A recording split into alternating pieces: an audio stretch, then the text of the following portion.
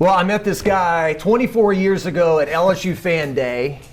I asked him to come on a public access show in Lafayette, Louisiana, and he did. And from that point forward, I knew that not only he was an amazing football player, but a great guy. Kevin Faulk. Kevin? How you doing, Jock? Thanks for having me. Thanks for being down here, man. Oh, no problem. Always a pleasure. This time of year, is it exciting for you? The first kickoff for LSU drawing closer? I mean, you're a Tiger through and through, right? Oh, it's definitely exciting for me. The season's kicking off this weekend, and to answer that last question, I'm forever LSU, no matter what. So yes, definitely. Yeah. I think some fans wanted to have a new coach with conditions. You know, they wanted you to be back, maybe Corey Raymond, some Tommy Moffitt as well. How did you move on from that whole situation? You were on the staff the last several years. I haven't. No, I'm just playing. I'm just playing.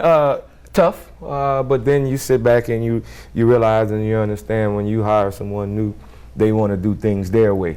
It may be tough for you to take that, but at the same time you got to understand that's life. Stuff gonna come at you in life that you got to deal with and make a change and transform whatever you have to transform and deal with it. You were with the Patriots for 13 years. LSU, like the Patriots, it's a business, nothing personal, strictly business? Or? Strictly business. You know how it goes. And they made even more business with the decision, so it's definitely business. Why isn't Kevin Faulk's number retired? Darren DeQuano just shot that to me before we started here. A lot of people have been saying, hey, number 3 needs to go up somewhere. There's a few people that's a lot higher up than me that we need to talk to or discuss it, but hey, it is what it is. Control what you can control, my mom always told me. Kevin and I are still looking great, obviously, but your first year, that's 27 years ago. Huh? You were a freshman at LSU, 1995? I try not to keep up with the dates and times and all that. You just brought that back to me, okay? I was working in New York for the past month, and the guys, I was amazed at how they thought I was only like 38, 39 years old. So that 27 years, you messing it up for me, huh? It must have been that time you spent hanging around Tom Brady, right? You told me that in off season, hey Tom, have some pizza, have this. He wouldn't touch it. No, he's not telling you. He wanted his hummus and all that avocado and stuff. That's not for me, no. Yeah, hummus and avocado. Yeah, you're from Carencro, right? Yeah, I need boudin crackling, and they came out with this new thing called chicken crackling. Oh, okay. So you got to have a little bit of that. It's a lot of grease in it, though. Yeah, is it good? Oh, it's definitely good. It's definitely good. It's just chicken tenders with a little bit of the fat cut off. Well, hey, we're both from Acadiana. You can put on some pounds real quickly when you go back home and visit. I want to talk to you about the past and the present, but LSU going into this year, the running backs they've got, Noah Kane, Armani Goodwin, John Emery, some of the other guys. What do you know about these guys? I have a whole lot. Yeah, I coached them running back the last 2 years. I was with them for a few years, but a whole lot. John is John. John is an exceptional athlete. John is a guy that was gifted with a lot of different talents to play the game of football. I think for John, it's to John to understand the outside and what all comes with it. And for a young kid, that's a lot. That's a whole lot, especially if you've been that guy since he's probably been in middle school. And there's little things that he has to take care of, like us all. Even at this age, for me, there's some little things I got to take care of. I'm sorry, but a lot of people feel like the NCAA or whoever, they've gotten their pound of flesh from John Emery, right? He's like, he's got to miss 2 more games after he missed all of last year. It's got to be a tough situation for him. It's a situation, it's tough to say, but yeah. Put yourself in a situation, and sometimes, like I say in life, you got to deal with that situation. But from that point that he did get the suspension that whole year, he's done what he had to do to take care of that, to make sure that he wouldn't be in that situation again. And that's all you ask for whenever negative things come for you. Mm-hmm. You ask that I learn that lesson and move forward. Armani Goodwin, I remember last year, I think the first time he touched the ball, he ripped off a 24-yard run, and then he came up limping. He hurt his ankle. It was kind of those frustrating things with him. But what does he bring to the table? Explosion. For a little guy, what he brought to the table last year in camp, we didn't expect that. He's tough. He can be physical in his running style, but when he sees a crease, man, he's going to hit it. He's going to accelerate, and that's the positive about him and everything. Noah Kane, you told me that you recruited him. Right. He went to IMG Academy. He's from Baton Rouge. Right. He's had some injuries, and now it's kind of like the psychological thing to, okay, maybe he was dipping his toe in the water. Now, hey, look, believe in myself, hit the hole, and go. I haven't had a chance to watch him practice because I was going for the past month in camp. But if I can remember correctly, Noah Kane was one of those bigger backs that you want to carry that load, take a lot of load off of some of the smaller backs that you have on the team. That's physical, that can run through people and everything. We'll see how he does now. He's in the SEC now. Yeah. What about some of the other guys on this team? Did you obviously you're around those guys every day. Do you have some guys you're kind of rooting for and know on this team? Oh, there's one guy that I'm always rooting for, and the group knows it. Josh Williams. He's one of the smartest players on and off the field. He does what he has to do, no matter what it is you ask him to do. Whenever I wasn't even the running back coach, he came to me, asked me what he could do to play, and I told him, I said, if you want to be able to play, you have to be able to travel to games. So in order to travel, you got to play special teams. And he took that on head first that year and was on probably all 4 core special teams. And he just does the right thing whenever you ask him to do something. Yeah, Kevin, we've been at practice, and it seems like, he's been involved in what they're doing, like in the first 1 or 2 running backs on the field. So this game against Florida State, I'm interested to see what kind of role he plays. Definitely. In the game. He was a walk-on, right? 2019? He was a walk-on. Yes, he was a walk-on player for LSU, but he's a scholarship type of player. He had scholarships offered to him from a few different schools, namely Stanford, the University of Houston, but he chose LSU. So that tells you something about that kid, and he earned his scholarship. Yeah, I was talking to Coach Kelly today about this guy, Evan Francione, who's been on the team for several years doing special teams. And I watched him at practice. I'm like, man, this guy looks really fast. He's got good hands. He's been doing special teams. And kind of to your point, he said he'd be starting on a lot of other teams around the country. Here at LSU, our receivers. The receiver room is one of the most competitive rooms on the football team. So, but in Evan's defense, he competes every day, like Coach said. Yeah. He competes every day, no matter what it is, and does what he has to do. That's why he's get playing time. The wide receiver room has a very strong Acadiana presence to it, right? I've been calling him Booty for 2 years. Apparently, it's Booty. Keyshawn Booty leading the way. And then you've got Malik Neighbors, who was at Como, then went to Southside. He had to miss his whole senior year, right? Right. That's an amazing story. Yeah. I root for him. Really do root for him. Not because he's an amazing athlete, because of his story. And just imagine not being able to play your senior year, but you're practicing the whole year, and you're emulating the opposing team's best player on offense and defense. So he's playing offense and defense. This kid loves football. This kid understands football, know what he can do. Senior year, when he couldn't play, when nobody had seen him play his senior year, he was a practice dummy. Wow. Most guys of his talent say, I ain't doing this. Right. But he stuck it out the whole year, and they say that he was tremendous at it. Yeah. When we go into practice and they've lined him up in the slot, it's been bad news for the defense. That was one of my predictions early on, if you remember, that Malik Neighbors is one of the guys. If we looking for another Jamar Chase, that's you got. Yeah. And it's his confidence, too. No, that confidence, just the willingness to go get the ball. You think that with his height he wasn't going up and get it, but he's going to get it. Yeah. He could be lined up against Richard Sherman and tell him, hey, I'm about to burn you.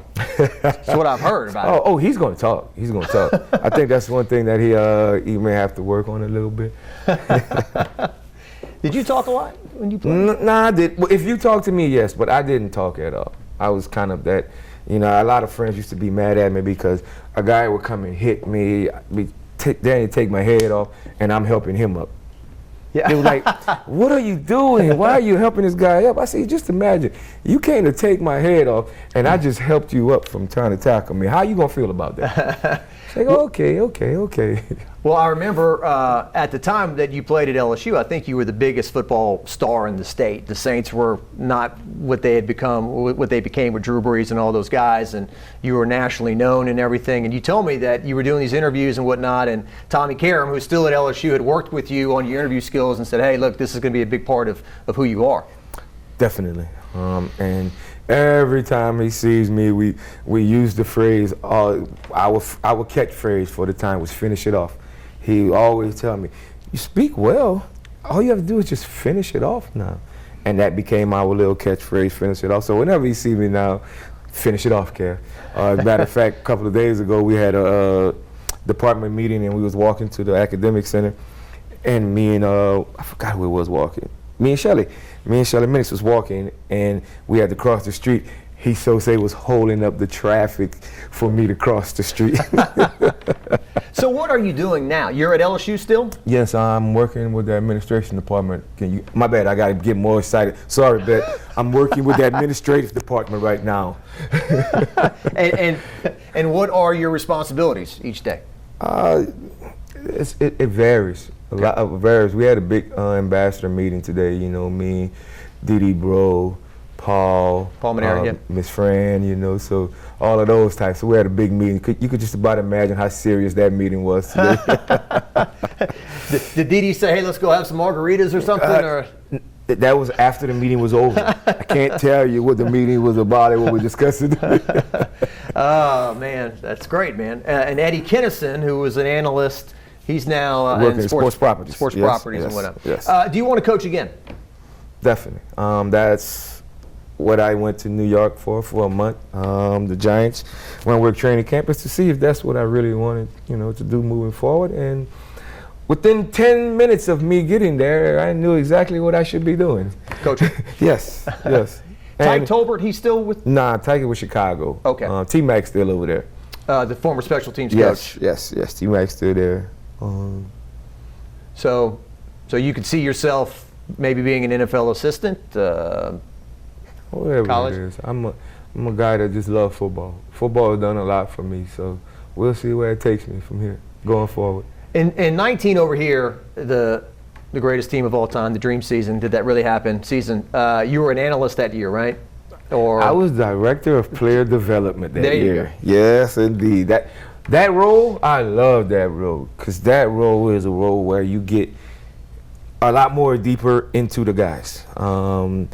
Know them better, know their habits real well, because you're probably going class check, tutor check, whatever they're doing, you're checking on them, making sure they're good. And that's when they can see you outside of football and you can see them outside of football in a different element.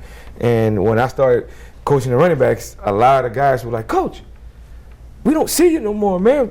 It's like, I understand, but my role changed. So now I can't be in the quad area, you know, saying what's up or walking with you to class, having a conversation, a little conversation that you might want to have.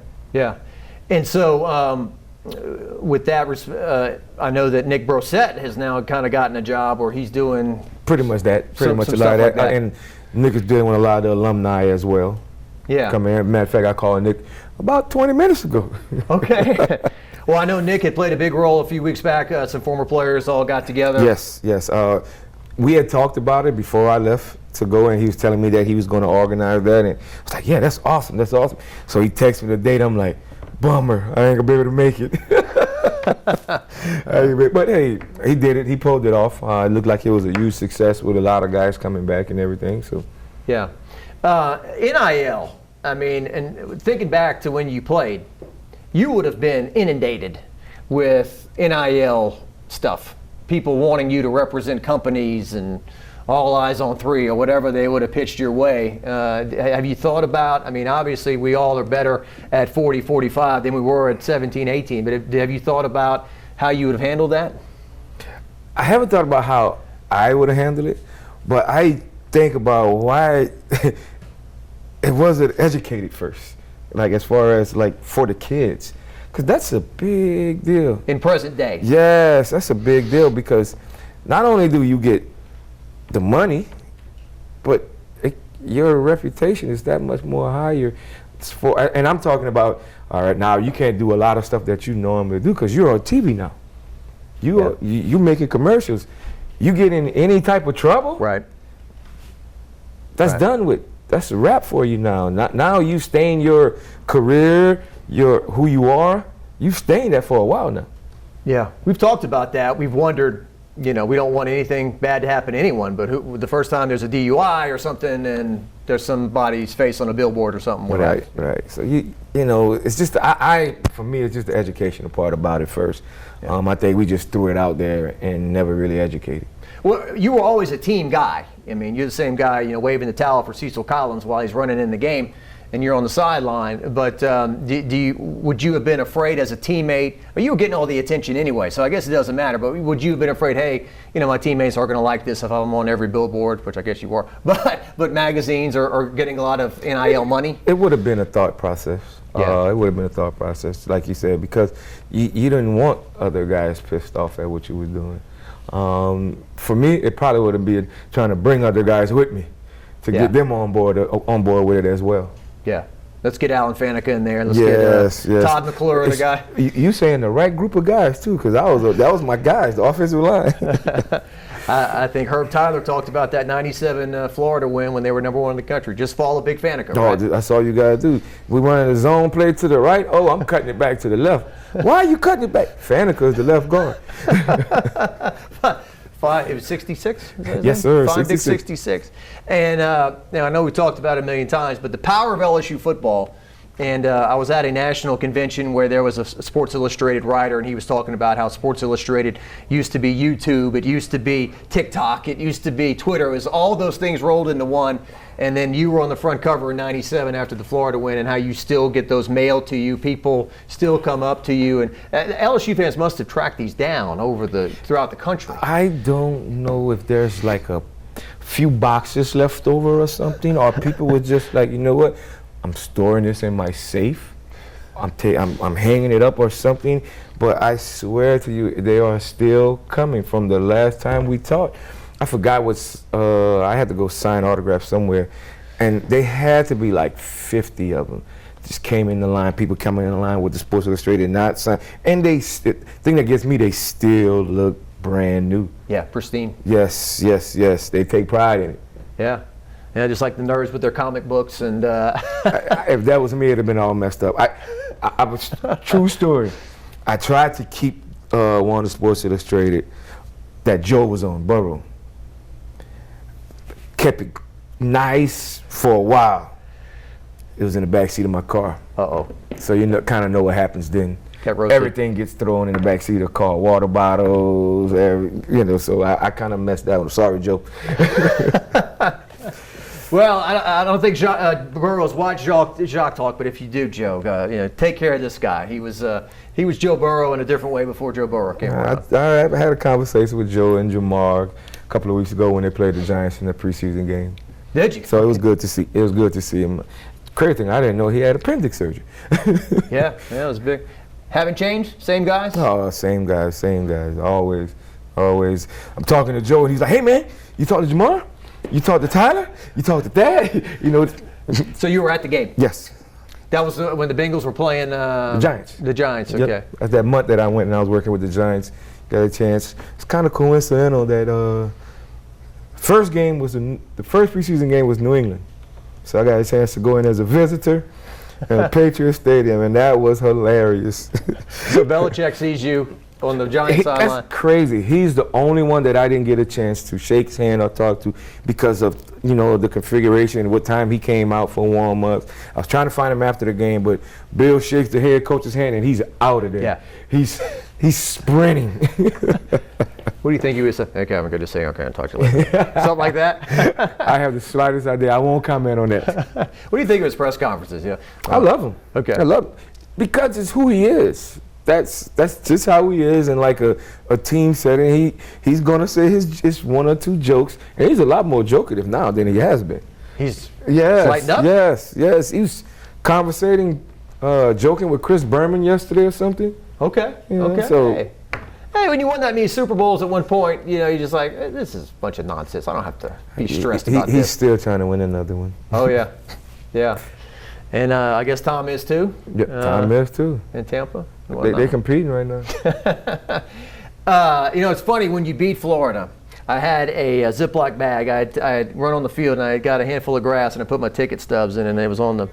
My dad came in one day and saw the grass and goes, "What is that?" thinking it might have been something else. Dad, I don't smoke, Dad. I'm a square. It's not that. Right, So, right. Oh, you still got that grass? I'm afraid I don't, Kevin. I don't think I do. Maybe I do. I had to dig it up somewhere. It used to be part of like our AOC set. I used to have like different. It's so goofy I am. I had a number 3 jersey and it said Duce on the back of it when you were playing. I used to wear it to the games, but I had a lot of that stuff. I don't think I do. Do you have? What have you kept, or what did you keep from LSU stuff? Nothing. Oh, shoulder pads. That's about it. Got your shoulder. Yeah, I've worn my shoulder pads ever since I've been at LSU. I wore them in the pros and everything. Okay. And then I gave them to my son when my son started playing high school football and everything. So. Is there any purple and gold on them, or what are they normal shoulder pads? Just back then, they didn't design your school colors in your pads. Back then, right? It was just pads. Because I think Burrow maybe he wears his, or yeah, and they got purple and gold. Yeah.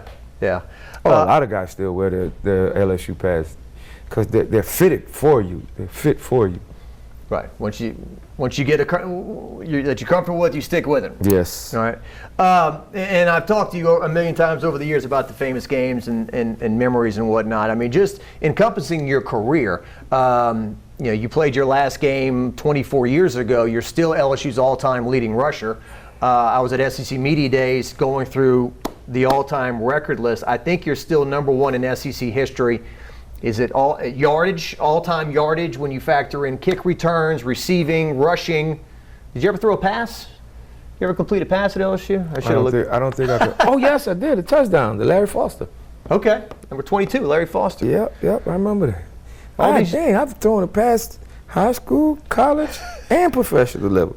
And they were always completed. 75% or so? Yeah. High school is probably the least percentage, but college and NFL, I'm 100%. There you go. Yeah, you were the quarterback of the Karen Crow Bears back then. Right. I didn't throw too much then, though. It's Kevin run left, Kevin run right. Well, your LSU days, just DiNardo and bring back the magic, a lot of fun. The last year was a case of games aren't won on paper. I mean, you had a stacked team your last year. That was a bit disappointing. Booger McFarland, yourself, and Herb, and all those guys coming back. But how do you reflect on it all these years later? It goes back to show you it don't matter who you have coming back. Don't matter how it's a different team, different time. And now that I'm older, I see that now. You can have all your returning starters come back, but if that team doesn't focus the way it's supposed to focus throughout the course of the offseason to get better, to work on those little things that you need to work on, that's what's going to happen to you. Yeah. Did you see last year with LSU coming? I mean, you guys did your best to get that team ready. But, I mean, how do you look back on last year? We knew what our flaws were last year. We knew that our line wasn't up to par where it needed to be. The depth wasn't there. It was going to be tough to do a lot of different things, but at the same time, you couldn't hide from the season. You had to play. You had to play the game. But as coaches, we knew what was going on. Coach O was the most approachable coach I've covered at LSU. He was always telling me hello, ask how my dad's doing. Just a Louisiana guy. Did you enjoy working for him for that time? Definitely enjoy working for him. Just like anyone else in life, you learn from him. You learn what not to do. You learn what to do. And he's no different than anyone else. Yeah. This is LSU's first game since they beat Clemson in the national championship, and we would have had a hard time believing what would happen over the next, 32 months or so. You think it was a combination of bad luck and other things, or how would you look back on that? Life. Things happen, man. Yeah. And when that ball gets rolling downhill, it gets rolling downhill. You just got to put your seatbelt on and hold on, buddy. Make sure you don't get thrown off. Hard getting up there, easy coming down. Yeah, I don't know if you want to come down. Yeah, you don't want to come down. You don't want to come down. And the guys you played with over the years at LSU, your teammates, a guy like Rondell Mealy, I'm seeing the other day somebody just randomly, that guy didn't get his just due. He's a real good running back, ran for 200 yards in that Independence Bowl and whatnot. Who are some teammates you really remember from those days? All of them. All of them. It's kind of like I tell everybody, I was the guy on the team that probably got 75% of the guys' numbers. and still kind of keep in touch.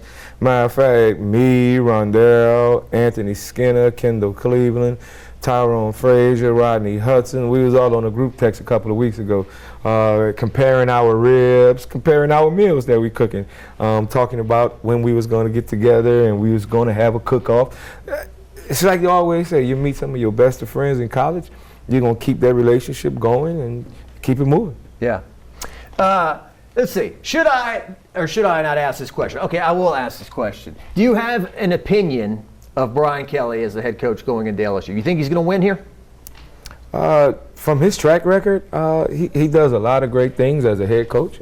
I know from talking to a lot of the guys on the team, he's brought a structure there for the program, which the guys probably needed. The winning part, that's taken care of on the field.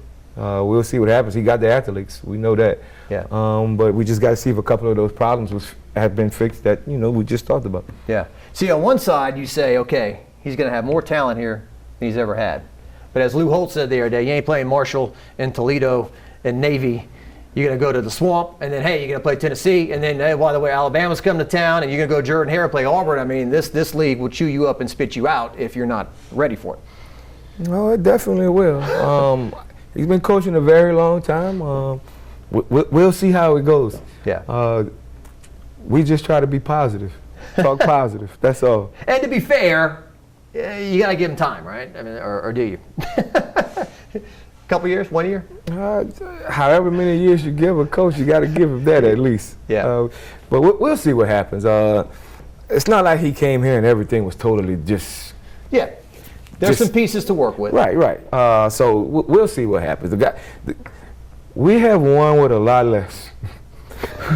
Put it that much. So we see what happens. When you came in '95, it was 6 straight losing seasons before you got there, and you guys were able to turn it around. And that just goes to show you that sometimes it's coach and players. Combination of the guys buying into what the coach wants and everything, and especially for a new coach coming in, it's how the guys buy into it, really. Yeah. If they bought into what he's selling, we're going to see a really good, pretty good season for us. Okay. Well, I think I've kept you about long enough. Is there anything else that you want to share with the fans and whatnot? I know everyone was in your corner last year, and everyone loves you and wishes you the best, and moving forward. No, it was a tough year, but it's life. You got to deal with it. Tough time coming up a couple of weeks from now because that year happens to actually come back up again. It's been a year that she's passed on the 13th. So it's one of those things that we trying to plan out a little bit instead of just waking up that morning and just spiraling the whole day. We try to go plan some things for us as a family to do, but it's tough to plan for something like that, but you got to attack it though. Yeah. Well, I'm amazed by people like you and Cedric Harris, who played baseball a little bit after. Well, with that being said, CJ, it's guys like that keep you going, that you talk to, that stuff has happened to them as well. Like for my wife, the number one thing for her was I need to talk to someone that has been through this.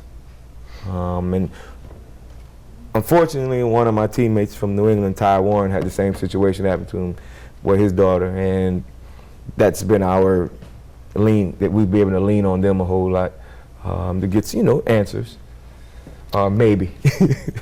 You're a religious person? Yes, definitely. You're Catholic? Or, yes. Yeah, you brought up that way? Yes, yes. Has that been kind of your rock in the last? Oh, definitely. Has that been everything for you? It's been a whole lot for me. And my pastor back home actually brought it up to me because he was like, I don't know how I would have responded to it, but he's like, me telling you that you going to Jerusalem, Bethlehem, seeing where Jesus was, born and everything, that was all the process for this right here. That was all the process of you and your wife being able to understand what faith really means. So you made those trips in the past? Well, me and my wife went about 3-4 years ago. We went to Jerusalem and Bethlehem. We got baptized in the Jordan River and everything, which was a great deal. And how I was able to go? Football. So football? Well, Mr. Kraft. Mr. Kraft took a bunch of us, some former players and some current players, took us to Jerusalem. When you go to a place like that, do you feel something like significant things have happened here? Definitely. You can feel it. You definitely can feel it, especially the areas that you grew up, learned about in school and everything, Bible studies and stuff, and you're like, wow, I'm here. I'm actually in the place. So it was cool. Yeah. Well, that's so much easier said than done. There's two paths, right? There's the path of anger and other things, and then there's the path of somehow, doing what you've done. So I keep doing what I'm doing. Yeah. Great seeing you. Same thing. We love you. Thank you. Appreciate Kevin it. Faulk. Yes, sir.